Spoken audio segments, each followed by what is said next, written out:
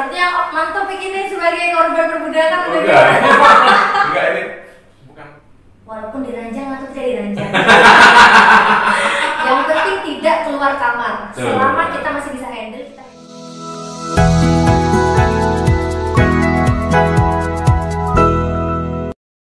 Assalamualaikum warahmatullahi taala wabarakatuh.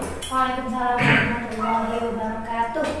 Alhamdulillah pada kali ini Aswaja Dewata kedatangan Nyai Muda dari Jawa Timur.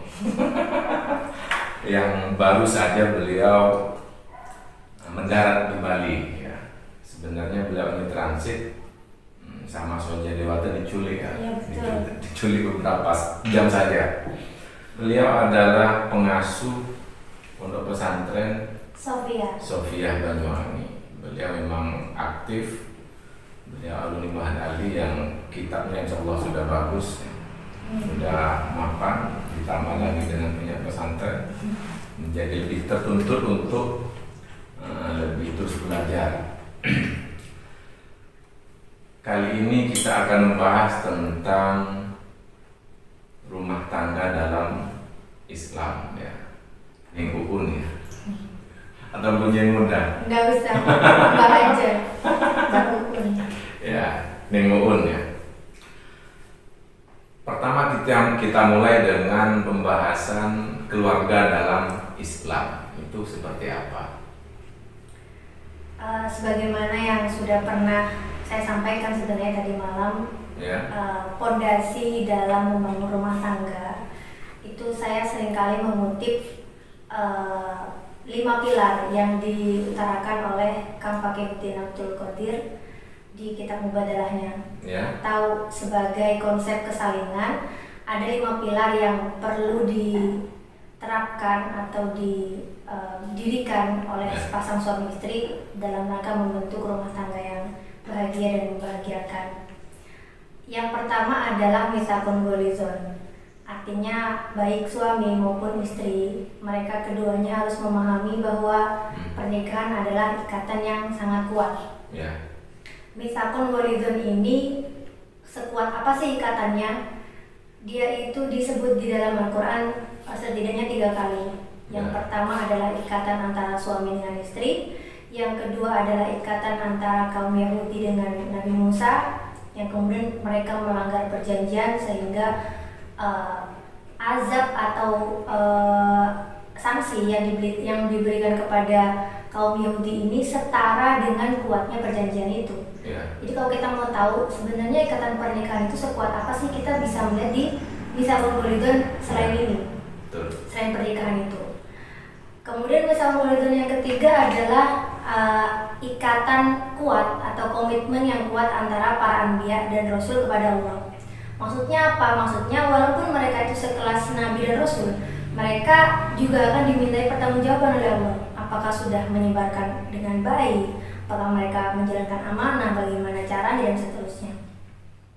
Perbandingan mitsaqun gholizon ini hendaklah dipahami baik oleh suami maupun istri, sehingga keduanya sama-sama punya gambaran pernikahan itu ikatannya sekuat apa sih, sehingga tidak ada yang mudah untuk mengkhianati satu ikatan pernikahan, baik itu dengan menyakiti pasangan atau dengan meninggalkan kewajiban, sehingga mereka merasa ikatan ini hanya sebatas catatan di kertas, ikatan pernikahan seperti biasa. Ketika sudah memahami ikatan ini begitu kuat, itu insya Allah tanggung jawab masing-masing baik dari suami maupun istri akan kuat komitmennya. Yang pertama. Yang kedua adalah kesetaraan. Artinya tidak ada dominasi atau peran yang mendominasi dalam rumah tangga. Tidak ada suami yang mendominasi istri dan tidak ada istri yang mendominasi suami. Tidak ada perbudakan dalam rumah tangga yang mana kita misalnya Perbudakan. Iya, seperti biasa kan ketika kalau sering kita dengar wacana-wacana istri kalau nggak mau diajak bersetubuh sama suami, nanti dia dilaknat sama Allah, dilaknat sama malaikat. Nah ini kan seolah-olah istri tidak punya otoritas terhadap dirinya sendiri, sehingga itu kayaknya cuma di teori saja, prakteknya kayaknya jadi muda itu laki-laki ya. Oh gitu ya. Sepertinya mantap ini sebagai korban perbudakan. Enggak ini bukan pengalaman ini, kita cerita dari banyak orang. Walaupun pengalaman gak usah diceritakan juga ya. Oh gitu ya.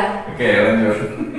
Di luar daripada perbudakan yang sebagai gaya itu nggak masalah ya kan. Tapi yang saya maksud adalah tadi itu bahwa dominasi peran di dalam rumah tangga itu sebaiknya ditiadakan karena menganggap pasangan sebagai partner itu amat sangat membantu dalam mendayung perahu rumah tangga ini menuju jalan yang lebih baik.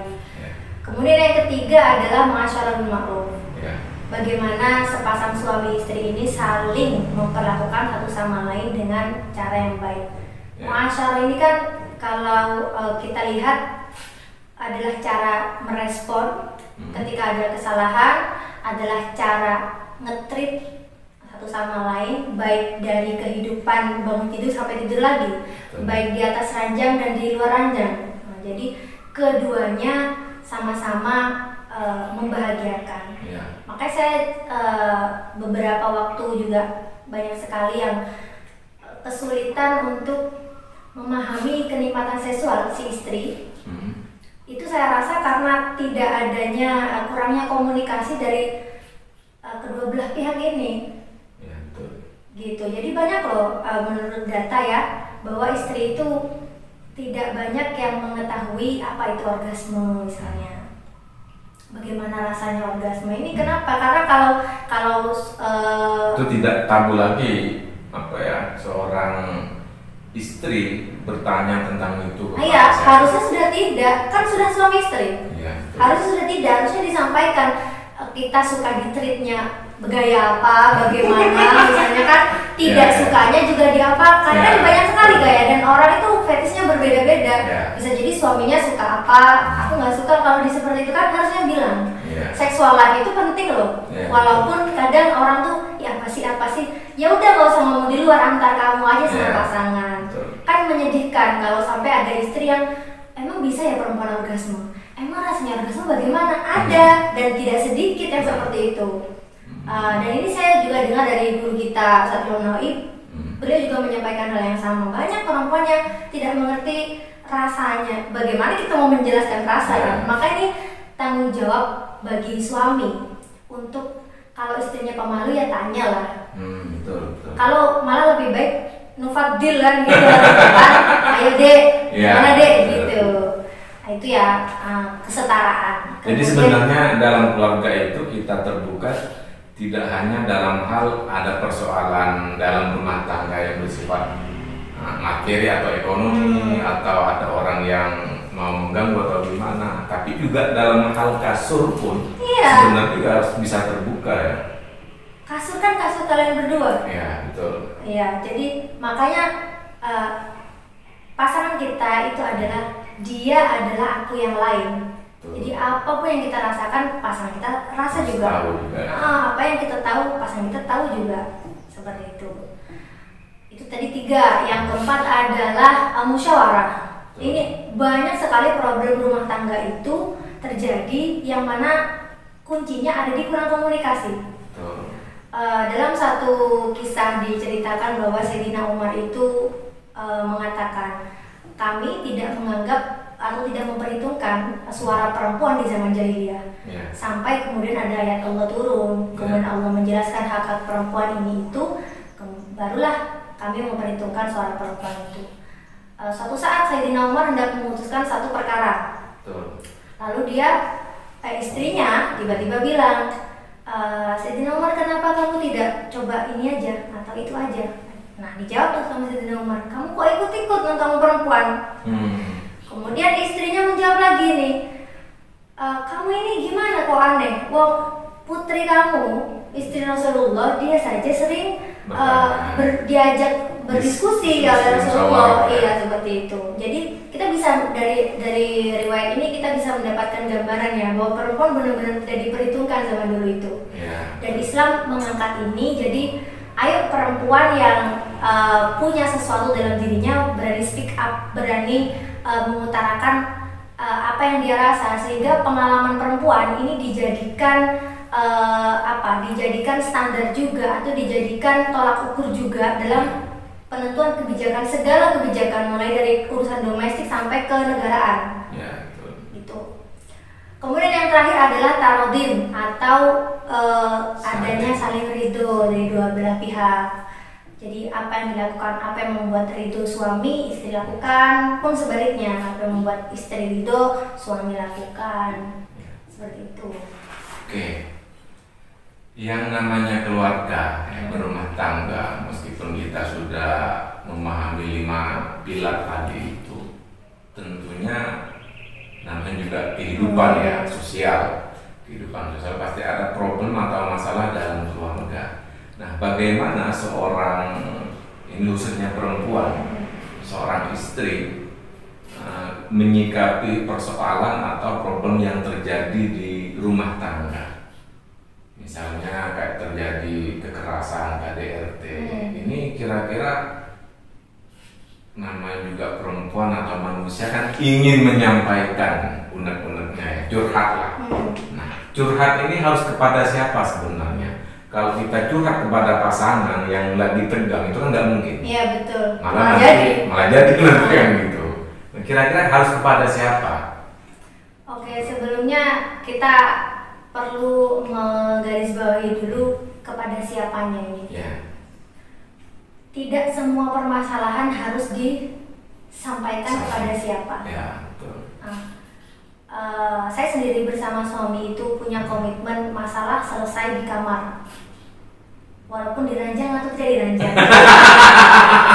Yang penting tidak keluar kamar. Selama kita masih bisa handle, kita handle. Ya, duduk, urusan apapun di luar, pause dulu. Ya. Kita selesaikan dulu. Kalau tidak bisa kita selesaikan, nah kita pakai 5 pilar tadi itu, musyawarahkan harus dilakukan, semuanya kita harus mempertimbangkan ridho satu sama lain dan seterusnya. Kemudian kalau memang tidak bisa antara kedua belah pihak ini dicairkan masalahnya, maka apa yang dilakukan? Kan Allah sudah menuliskan, sudah memfirmankan ya, kita pakai mediator. Mediator ini ada ciri-cirinya, yaitu dia yang dipercaya oleh atau orang yang amanah, adalah orang yang punya potensi untuk didengarkan pasangan, adalah orang yang pandai atau mampu untuk menyampaikan satu yang benar tanpa punya latar belakang atau maksud lain, kepentingan lain gitu. Makanya kadang ada orang dia didengarkan oleh pasangan, dia orang alim atau tokoh agama, tapi dia kalau menyampaikan sesuatu masih nyetir atau masih jeleknya suami sampaikan ke istri, jadinya istri sampai kompor, jadi bukan mediasi malah jadi kompor. Kan gitu.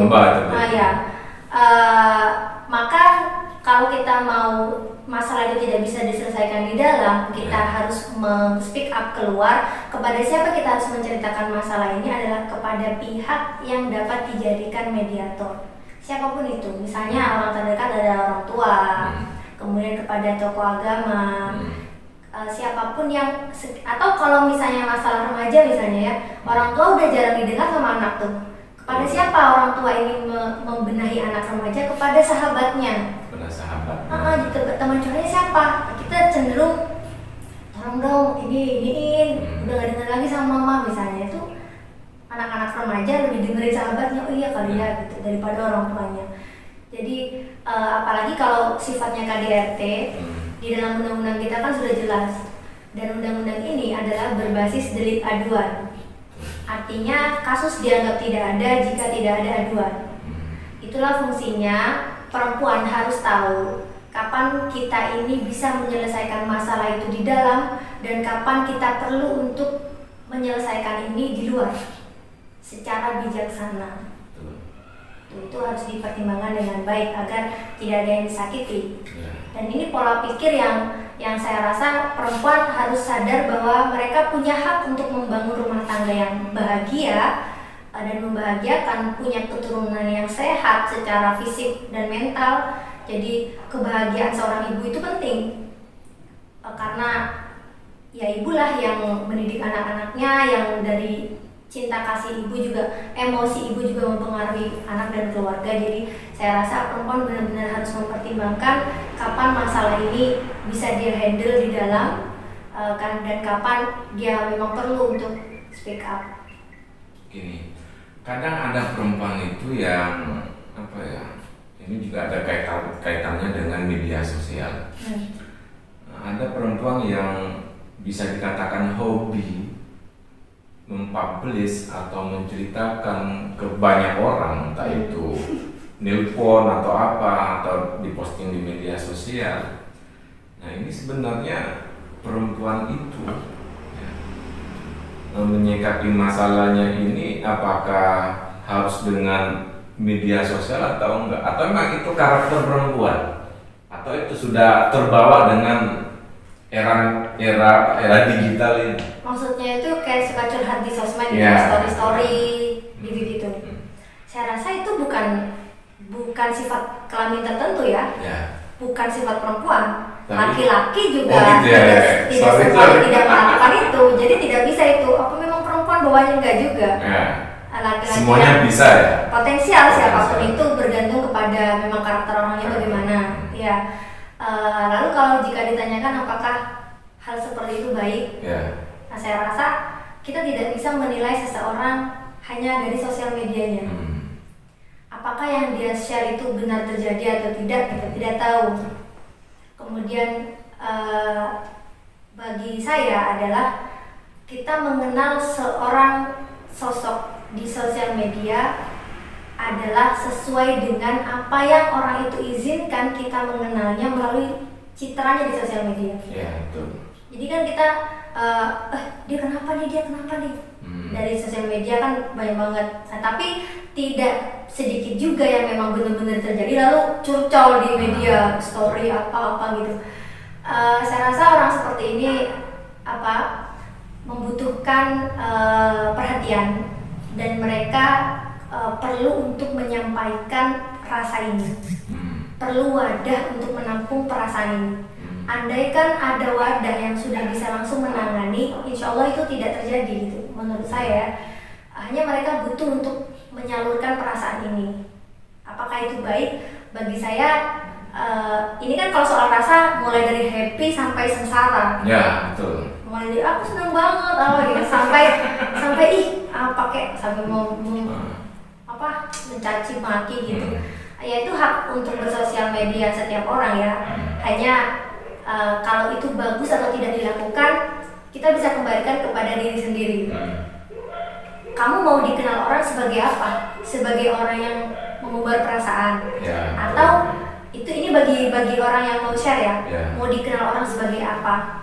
Kamu mau membuat citra diri kamu sebagai apa? Di media sosial. Karena orang akan menilai sesuai dengan yang kamu citrakan.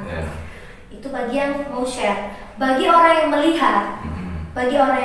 Ya tadi itu kita hanya diizinkan oleh dia untuk mengenali sesuai dengan yang dia share, dan itu belum tentu benar. Terus kita juga perlu sebagai orang yang melihat, ya husnudzon aja bahwa orang ini sedang membutuhkan wadah untuk menyalurkan perasaan. Kalau nggak suka lewatin aja, kalau suka ya like aja, jangan dijulitin, gitu kan? Dirangkul kalau perlu. KDRT.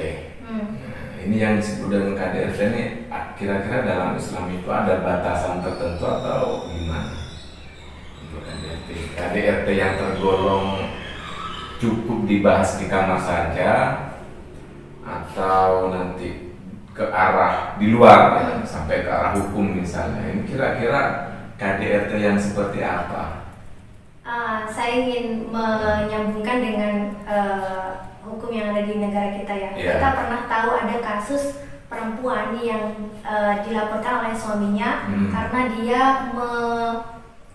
mengomeli suaminya saat suaminya pulang mabuk. Betul. Itu ada. Dan diterima, kemudian dijadikan tersangka dan dituntut 1 tahun penjara. Itu hanya diomeli? Hanya diomeli. Dianggap? Karena apa? Karena melukai psikis. Melukai psikis. Ada kan? Jadi si suaminya ini nggak terima diomelin seperti itu. Nah, ini the power of netizen salah satunya yang kan gimana gitu kan. Kemudian kalau saya tidak salah, berita terakhir yang saya tahu itu ditelaah ulang kasus tersebut oleh kejaksaannya. Di satu sisi ada yang sampai melakukan tindakan fisik. Bahkan saya pernah mendengar secara langsung korban KDRT itu bercerita dia sampai didorong keluar dari rumahnya oleh suaminya, sampai dibanting bangku di depan tetangga dan banyak orang, dan tidak ada yang datang untuk merangkul ibu ini. Alasannya apa? Adalah itu aib, udah jangan ikut-ikut. Nah, ini gimana untuk menyikapi ini? Kayak misal ya kita lah sebagai tetangga yang tahu langsung bahwa ada tetangga kita atau teman kita yang terjadi cekcok dalam rumah tangganya, itu sikap kita harus seperti apa itu? Jangan dibiarkan. Jangan dibiarkan. Artinya mengatakan bahwa udah itu urusan rumah tangga orang, jangan ikut-ikut. Ya. Itu benar di satu sisi, tapi juga keliru di konteks lain. Ya. Kalau kita sudah melihat dengan mata kepala kita, maka kita sedang melihat korban kekerasan. Betul. Harusnya coba kita di posisi dia, apa kita tidak butuh rangkulan gitu? Kita tidak butuh respon, kita pasti butuh respon. Ya. Jadi jangan ikut-ikut urusan rumah tangga orang lain. Ini pada konteks privasi yang menurut saya tidak perlu apa ya? Kalau maksud saya gini, kalau udah sampai kelihatan mata, itu udah butuh bantuan. Kalau kita sudah tahu secara langsung, apalagi kita bisa lihat perbandingannya ya soal KDRT ini, misalnya Rasulullah saja, saya ingat kemarin Kiai itu bilang seperti ini, akan laqad ja'akum rasulun min anfusikum azizun 'alaihi ma anittum. Itu di dalam ayat itu kita bisa tahu bahwa Rasulullah ini dihadirkan kepada umat manusia dari jenis kita sendiri, yang mana beliau itu memiliki rasa yang sama, sehingga beliau memiliki empati yang sama. Kesensitifan rasa inilah yang membuat Rasulullah itu menjadi seorang rasul, menjadi seorang panutan, menjadi seorang alim yang peka rasa. Peka rasa? Iya. Kayak judul buku? Iya. Iya kan gitu. Kalau misalnya memukul atau tindakan seperti itu dianggap bukan urusan yang perlu kita rangkul si korban ini, Rasulullah tidak akan memfatwakan kepada sahabat yang bertanya, aku dilamar sama si A dan dilamar sama si B, udah sama si A aja, si B ini tukang pukul. Kan tidak akan mengatakan seperti itu kalau memang memukul itu baik, ya kan. Dan Rasulullah pun sebagai seorang Rasul mencontohkan kepada kita, beliau tidak pernah melakukan pemukulan kepada siapapun, bahkan meskipun ayatnya ada. Tapi dan ayat itu jangan ditelan mentah-mentah. Betul. Ya kan? Ya. Di Syari Jum'ah itu beliau menjelaskan tahapan-tahapan di dalam ayat nusyuz itu juga berlaku kepada pasangan. Jadi istri memperlakukan hal yang sama kepada suaminya saat nusyuz itu terjadi. Ya, dan coba kita lihat tahapannya ya. Pertama kan adalah berangkat dari nusyuz. Nusyuz itu kan pembangkangan, bukan berarti tidak meladeni suami secara total. Buat kopi nggak mau bilang nusyuz. Kan kelewatan itu. Jadi perlu dipahami nusyuz itu apa dulu. Kemudian ketika sudah nusyuz, yang pertama dilakukan apa?